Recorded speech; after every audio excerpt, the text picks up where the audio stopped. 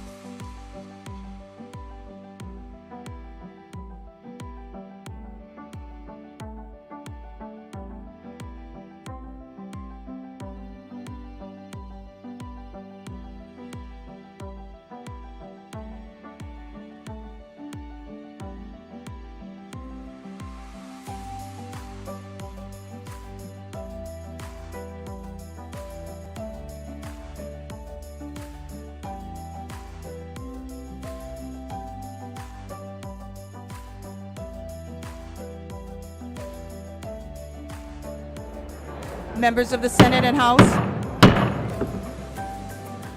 Will a joint session of the 32nd Legislature please come to order? Before receiving the Chief Justice's message, I would like to recognize some of our honored guests. So it was really fun Monday to be at the House chamber where the speaker had to read all of the names and I got to just say what I wanted at the end. And so, unfortunately, today I'm the reader of the names, and then I will shut up for the rest of the day. We have Governor Josh Green and Mrs. Jamie Green.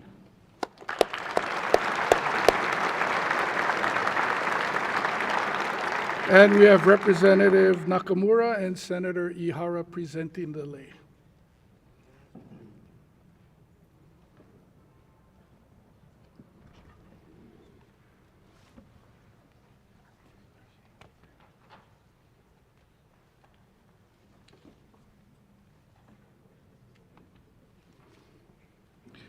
Lieutenant Governor Sylvia Luke and Mr. Mike Luke.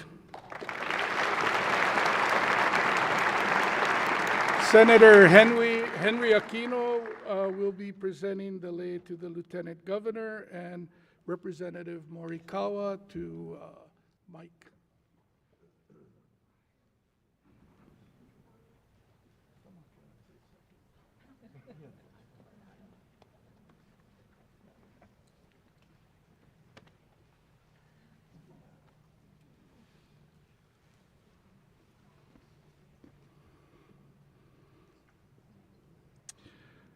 Chief Justice Rechtenwald with his wife Galen Williamson.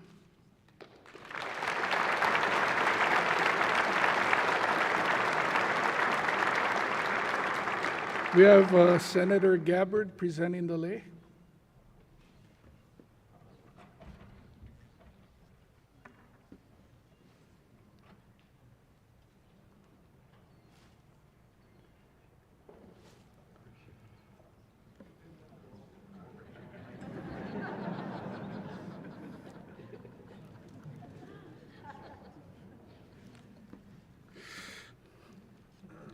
We have son Andrew Rechtenwald and daughter-in-law Jessica Rechtenwald. Representative Peruso and Senator Lee will be presenting the lays.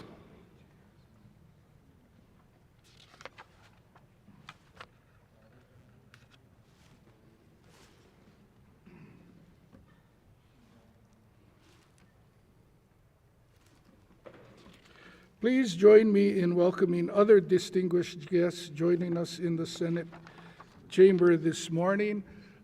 He will be featured at the end of the program, but right behind me, Speaker Scott Saiki.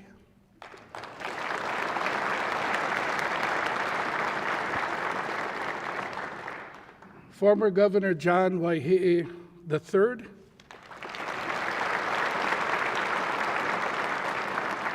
Former Governor Linda Lingle.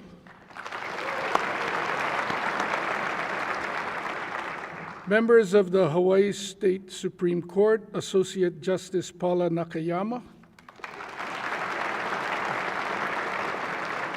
Associate Justice Sabrina McKenna. Associate Justice Michael Wilson. Associate Justice Todd Eddings. Former Associate Justice Simeon Akoba and Mrs. Carolyn Akoba. Former Associate Justice James Duffy Jr. Former Associate Justice Richard Pollack. U.S. District Court Judge J. Michael Seabright.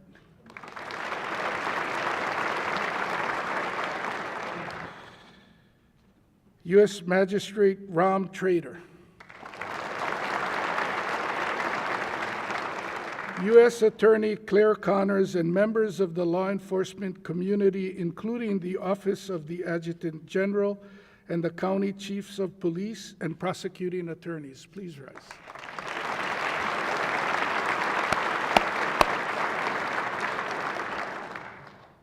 From the County of Kauai, Mayor Kawakami.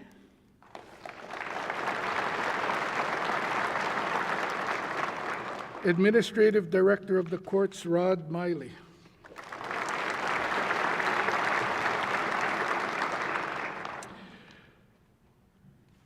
This says, please join me in a round of applause for our distinguished guests. But what I'd like to ask you is to give yourself a big hand. We appreciate you showing up. We appreciate your interest in how your government is working for you. So you deserve a big round of applause.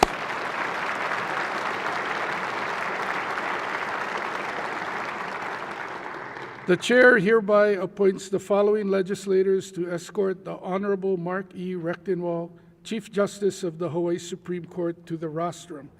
On behalf of the Senate, Senators Carl Rhodes and Drew Kanuha.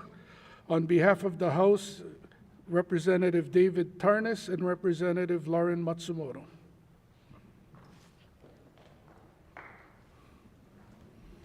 You can clap for them.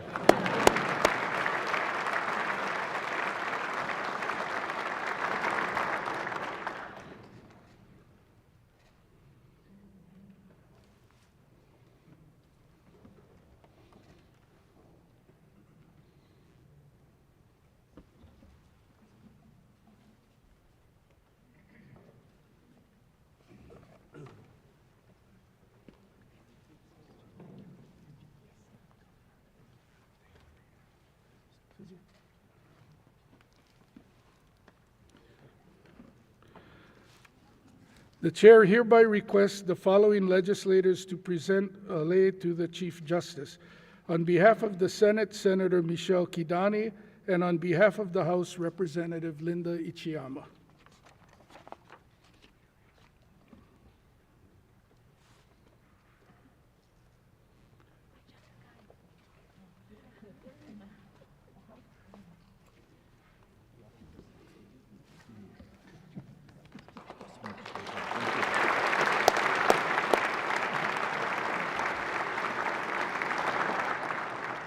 Members of the 32nd Legislature, ladies and gentlemen, please join me in extending our warmest aloha and welcome to the Chief Justice of the Hawaii Supreme Court, the Honorable Mark E. Rechtenwald.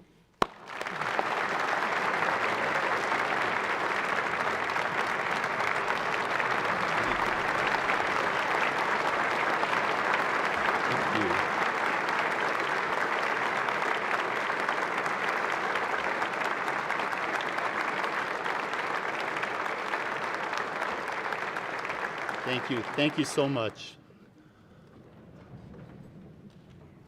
President Kochi, Speaker Saiki, Governor Green and First Lady Jamie Green, Lieutenant Governor Luke and Second Gentleman Michael Luke, members of the Senate and House, former Governor John Waihe'e and Ms. Lynn Waihe'e, former Governor Linda Lingle, members of the Consular Corps and the Royal Order of Kamehameha, distinguished guests, family, and friends, good morning and aloha. After all the challenges of the pandemic, it's indeed a blessing to be back here in person. Mahalo to President Kochi and his team, the Sergeant of Arms, the Clerk's Office, everyone who makes this event happen, for welcoming us into this beautiful chamber. An event was held this past Sunday that brought such pride and joy to our state, the running of the Eddie Aikau Big Wave Invitational. I'm honored that we're joined here today by Eddie's brother, Clyde Aikau, who organized this epic event. And I'd like to ask him to please stand and be recognized.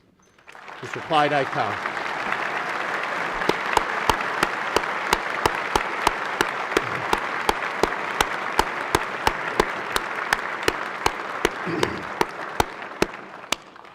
The Judiciary Ohana is made up of 1,700 dedicated and hardworking members. And as Chief Justice, I'm proud to be one of them. I thank the legislature for this opportunity to tell our story, to explain how we are advancing the cause of justice and serving our community. To Governor Green, we're eager to collaborate with your administration and are encouraged by your focus on homelessness and mental illness in our community. I wish to recognize my two friends and colleagues, Justice Paula Nakayama and Justice Michael Wilson. They're retiring this year after serving a combined total of over 50 years in the judiciary.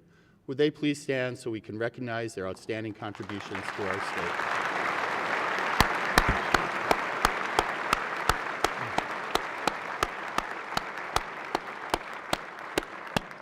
On a sad note, I wish to acknowledge the recent passing of two beloved members of the Judiciary Ohana, my predecessor, Chief Justice Ronald T. Y. Moon, and Judge Darylyn Lendio Heim. As the first person of Korean ancestry to serve as Chief Justice on any American court, C.J. Moon helped shape the judiciary into the institution it is today. Judge Lendy Oheim made her mark in district court by taking the court out into the community to reach those in need. We dearly miss them both. Public service is the lifeblood of the judiciary. It defines who we are as an institution. The judiciary's role in our democracy is different from the other branches of government, but we share the common goal of serving the public. Our core mission is to decide cases fairly and impartially in accordance with the law. But our work doesn't end when the gavel falls. We implement programs to address the root causes of recidivism, such as drug use and mental illness, and to respond to other urgent community needs. We embrace this expanded role. Like everyone else, the pandemic tested us, but we've emerged as a stronger, more resilient institution. We've harnessed new technologies to make us more accessible. We're forging new partnerships to make our community safer. We're expanding programs to support vulnerable children and families, and we're improving access to justice, nurturing diversity, and promoting civic engagement. And I look forward to sharing these priorities with you today.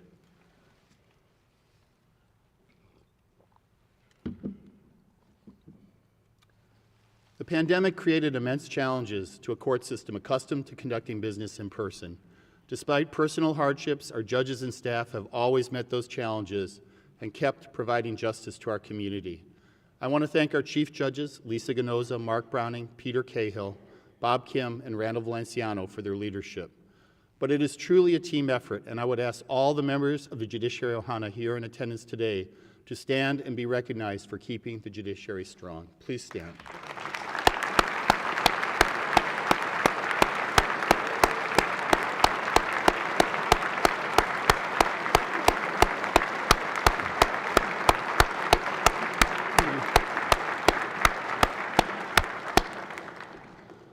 We learned from the pandemic.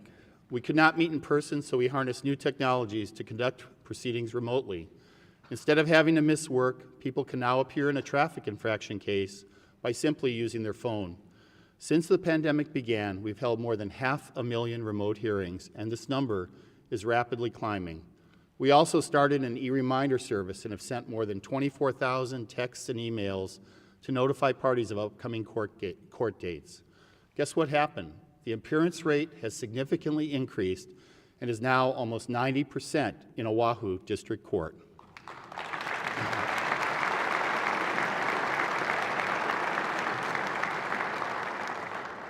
We are also more transparent. The Hawaii Supreme Court now live streams all of our oral arguments, and more than 17,000 people have tuned in. And last April, we made electronic filing available 24/7 for all courts throughout our system, a huge milestone by adding family court civil cases. In short, we've created modern courts that use new technologies to meet the needs of a community accustomed to doing business online.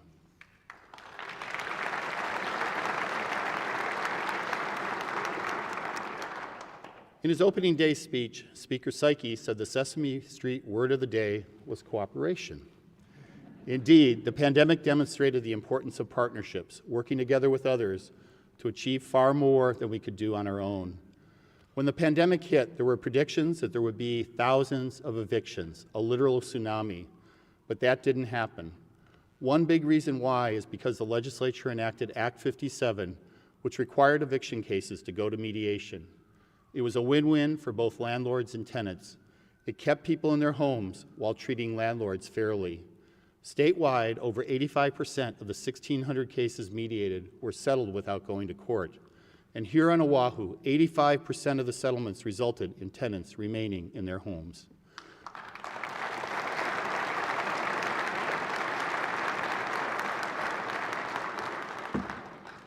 Mahalo to Representatives Troy Hashimoto and Nadine Nakamura for crafting Act 57, and our district court judges, the bar, and mediation providers for implementing it. Act 57 expired last year, but we look forward to working with the legislature to establish a similar program going forward. Halihili is another example of a successful partnership. If you've driven up Pi'ikoi Street recently, you've seen it, a gleaming new 20-story tower. It provides both 200 affordable rental units and critical resources for juveniles. We could not have completed this innovative project without the legislature's cooperation, and particularly that of Speaker Psyche and our partner, the Hawaii Housing Finance and Development Corporation. This new facility symbolizes the judiciary's commitment to prevention and healing for at-risk youth. It enables us to intervene earlier and connect youth and their families with meaningful, culturally responsive services. In short, it will empower at-risk youth to forge a better future.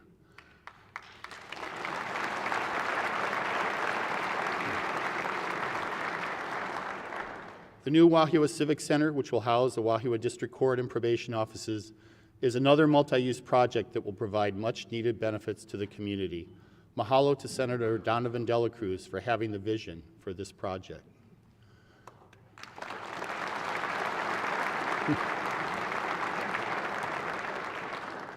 Our core mission is deciding cases. Last year, we resolved more than 92,000 criminal cases, 35,000 civil cases, and 13,000 family court cases, not to mention several 100,000 traffic and parking infractions. Deciding that many cases gives us unique insights into the challenges facing the community, and we use these insights to find ways to help people and identify broader solutions. We can keep our community safer by addressing the root causes that bring people into the criminal justice system. The rates of serious mental illness and substance use disorders are 4 to 7 times higher for those in jail than the general population, and many inmates suffer from both conditions. Yet these individuals often cycle repeatedly in and out of incarceration without access to needed services and treatment. We must stop that revolving door.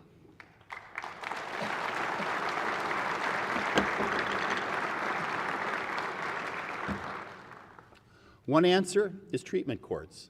They use intense supervision and a team approach to break the cycle of recidivism.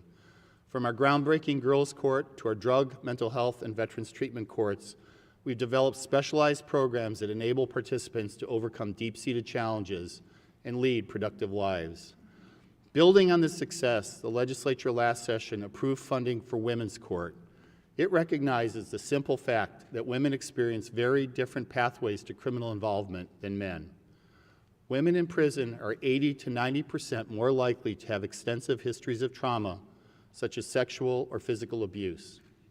In just 6 months, our women's court team, led by Judge Trish Morikawa, has developed programs tailored to address women's needs, collaborated with treatment providers, and selected participants. And we're excited to announce that Women's Court will officially go live later this afternoon.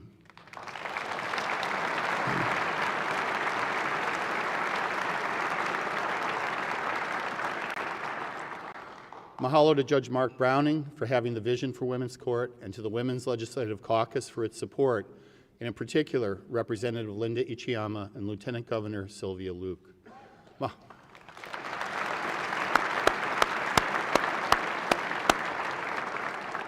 Mahalo also to the Women's Prison Project, a grassroots group organized by former Governor Linda Lingle that supported Women's Court and other legislation focusing on the special needs of women in the criminal justice system.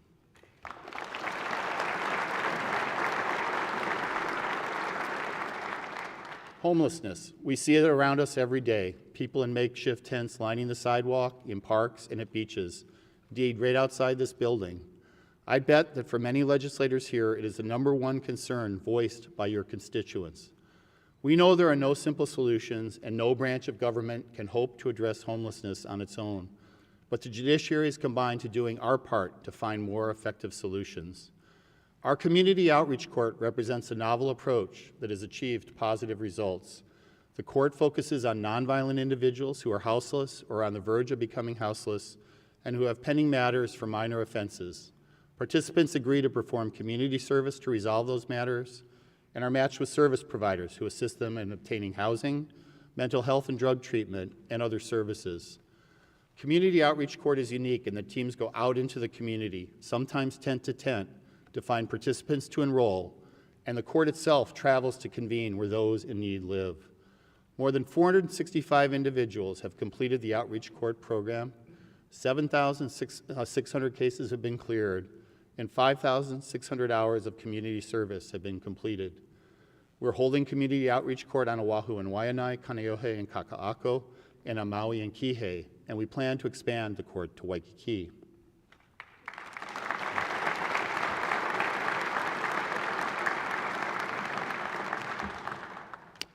In 2019, we held a summit that identified major shortcomings in how people suffering from mental illness are treated in the criminal justice system. It simply makes no sense to hold in custody for months nonviolent petty misdemeanor defendants who are incompetent, only to release them back to the streets with no ongoing treatment or services.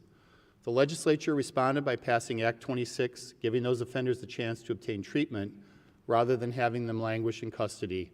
And I appreciate Representative Della Albalati and Senator Joy San Buenaventura for their work on Act 26.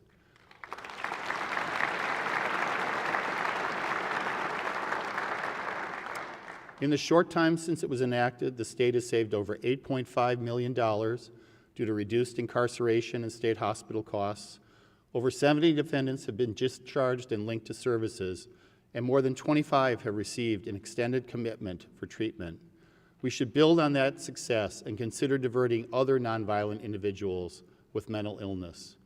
All of us, the legislature, the executive branch, and the judiciary, are strongly committed to resolving the mental health emergency afflicting our community. Let's seize the opportunity and work together. Let's invest in resources such as mental health drop-off centers and crisis stabilization units successfully used in Arizona and Miami to get people appropriate treatment away from the criminal justice system. Let's explore all options to get treatment for those who need it. Let's join forces. Yeah.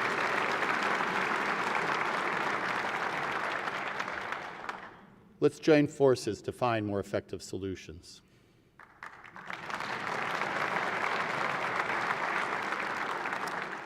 Family court is where hope, healing, and new beginnings occur.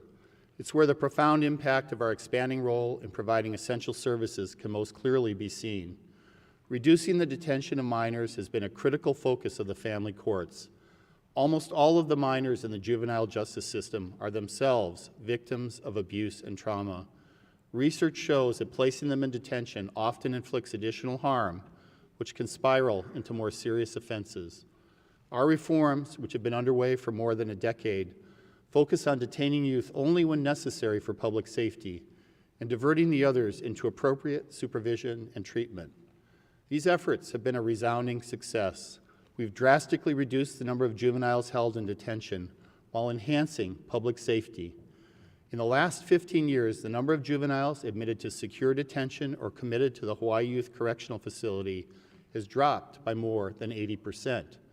But juvenile crime did not go up, quite the opposite. There's been an 85% reduction in juvenile felony petitions. But there's one statistic that exemplifies the tremendous progress we've made. Last June, for the first time ever, there were no girls detained at the Hawaii Youth Correctional Facility.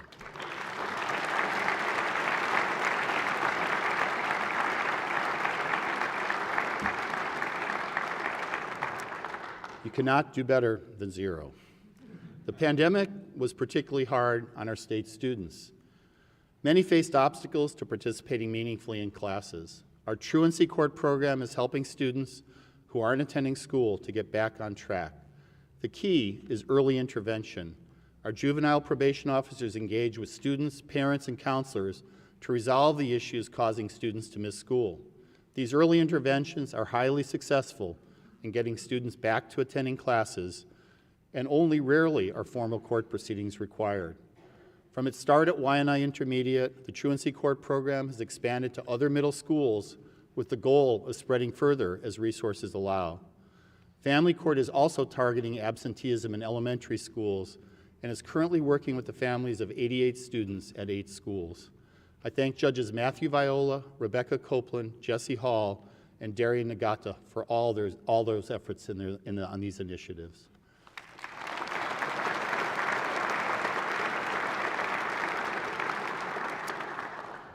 To ensure the public's trust, courts must be transparent and accessible. Judges should reflect the diversity of the communities they serve. and the public must understand the judiciary's role in our democracy. So how are we building trust? First, we must ensure that everyone's voice is heard. We've established self-help centers across the state where volunteer attorneys provide free legal information or assistance to people in civil cases who otherwise would have to navigate this system alone. Over the past decade, there have been more than 35,000 self-help consultations at little or no cost to the public, and remote consultations added during the pandemic have expanded the center's reach. We could not provide this critical resource without the steadfast support of the Access to Justice Commission, the Hawaii State Bar Association, the Legal Aid Society of Hawaii, the County Bar Associations, and the hundreds of attorneys who have donated their time. We have an absolutely amazing access to justice movement in Hawaii, and that's because of the passion of so many people who are dedicated to supporting that effort. And I want to ask all of them here in the audience here today that I just mentioned to please stand and be recognized.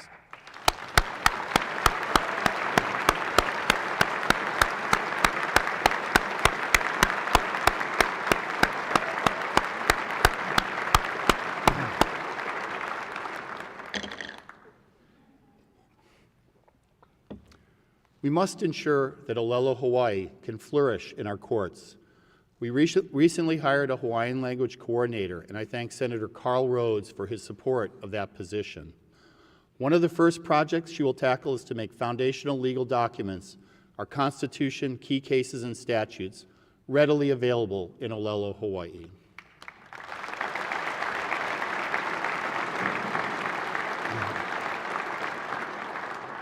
Public trust is also bolstered by a judiciary that reflects the diversity of the communities we serve. Here in Hawaii, our merit-based judicial selection system has enabled us to secure highly qualified judges from many different backgrounds. The Senate is a crucial component of the selection process, and I thank President Kochi and the members of the Senate for their commitment to that process.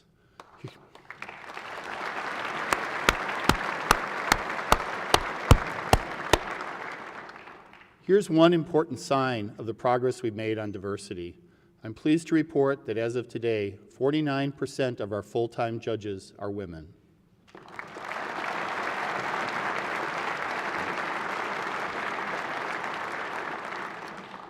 And our judges reflect Hawaii's rich diversity of races, ethnicities, and backgrounds. In cultivating the values of diversity and inclusion, we post demographic information about our judges and mandate implicit bias training for all judges and staff. Finally, trust requires public understanding of the importance of a strong and independent judiciary. Our Courts in the Community program promotes that awareness by holding Supreme Court oral arguments live in actual cases at high schools across the state. Over the past decade, more than 5,000 students have participated.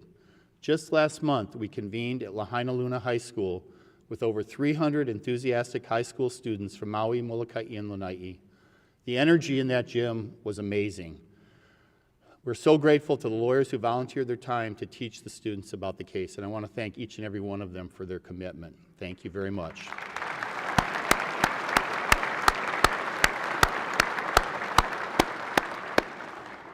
Courts in the Community is part of a much broader effort. The Supreme Court has created the PACE Commission to promote and advance civic education for students and citizens throughout Hawaii.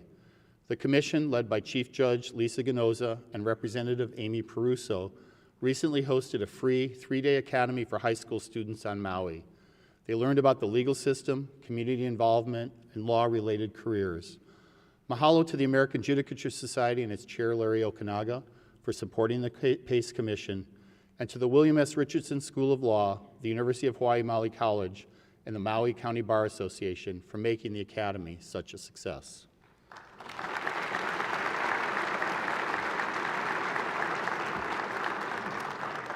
Although we are proud of what we've accomplished, much remains to be done. We thank the legislature for your past funding support.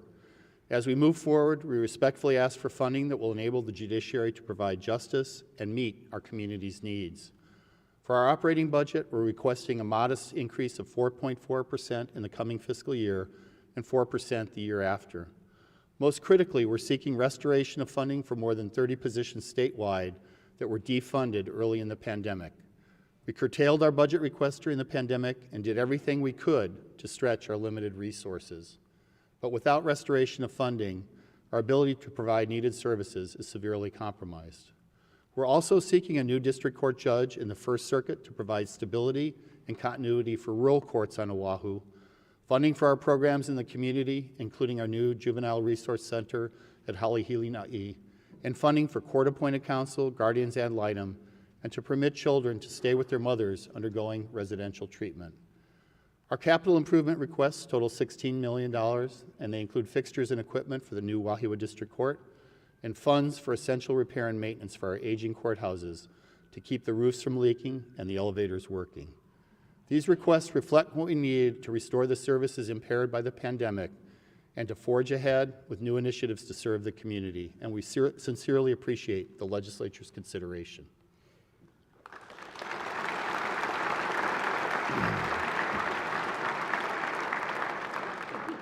In sum, the judiciary is moving forward from the pandemic, a stronger and more resilient institution, applying the lessons we learned and building on the partnerships we formed.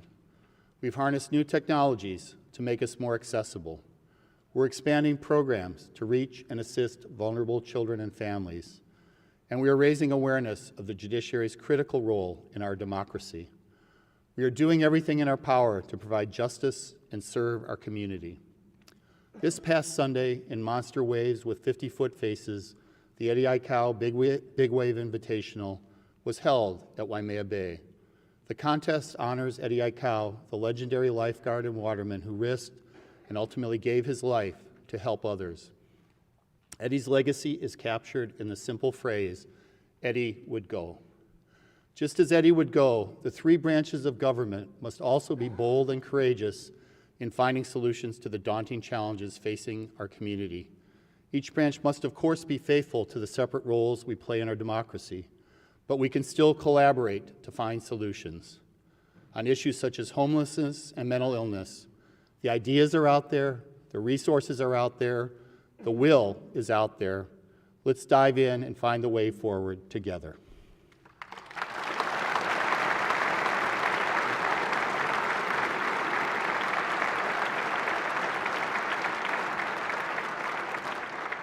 Once again, mahalo to the legislature for inviting me to be here today, and best wishes for a productive session. Mahalo and aloha.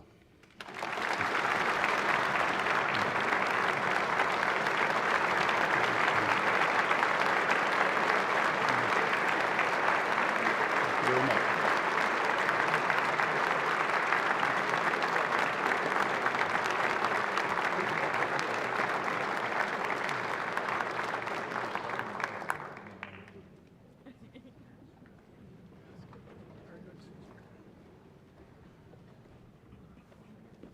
Thank you, Chief Justice Rechtenwald. I just told the Chief Justice that his speech was better than my opening day speech, and certainly better than the Senate President's opening day speech. Governor, there was clapping. Before adjourning the session, I'd just like to make three brief shout-outs. So first, to Chief Justice Rechtenwald, I just want to let everybody know that we really respect the Chief Justice, his leadership, and his advocacy for the judiciary, and we look forward to working with him this year and next year. So thank you, Chief Justice.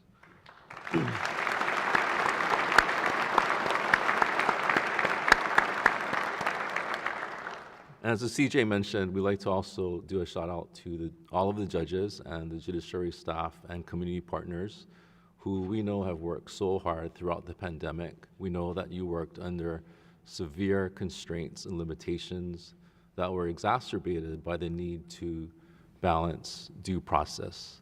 So thank you for all of your work throughout the pandemic.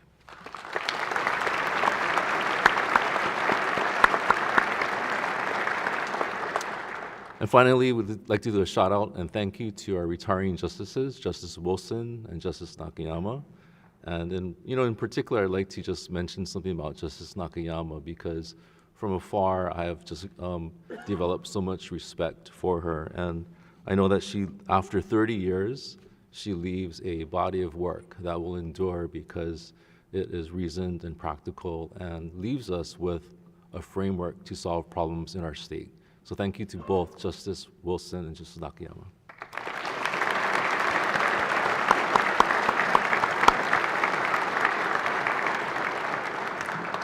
And with that, I declare that this joint session is adjourned.